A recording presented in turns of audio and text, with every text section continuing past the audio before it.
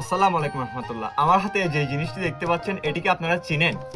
এটি হচ্ছে magic ball, যেটি গ্রাম অঞ্চলে আগেরকার দিনে ফেরিওয়ালারা যখন আসতেন তখন এগুলো নিয়ে আসতেন। এগুলো তখনকার সময়ে একটা 2 টাকা করে ছিল, হয়তো আরো কমও থাকতে পারে। তো এখনো এই জিনিসটি 2 টাকা করেই। তো এটি ম্যাজিক বল হওয়ার কারণ একটাই, সেটা হচ্ছে আপনারা সম্পূর্ণ ভিডিওটা দেখলে বুঝতে পারবেন এটার মূলত কাজ কি। অনেকে হয়তো বুঝতে পেরেছেন এটার কাজ কি। তো চলুন আমি আপনাদেরকে আবারও অতীতের কথা মনে করিয়ে দিই। তো এটির কাজ দেখানোর জন্য প্রথমত দরকার হচ্ছে একটি বাটি। অনেকে বোতলের মধ্যেও দেয় এটা। তো আপনাদের দেখানোর স্বার্থে আমি বাটিতেই করতেছি, এটা কাছে নিয়ে আসুন। তো আরেকটা দরকার হচ্ছে পানি। তো আমি পানি এখানে দিচ্ছি। এই পানিগুলো এনাফ হবে। তারপর কাজ হচ্ছে এগুলো এখানে ঢেলে দেওয়া। তারপর প্যাকেট থেকে সব ম্যাজিক বল ঢেলে নিলাম বাটিতে। এই যে দেখতে পাচ্ছেন এখন হচ্ছে এই ম্যাজিক বলগুলোর ফাইনাল লুক।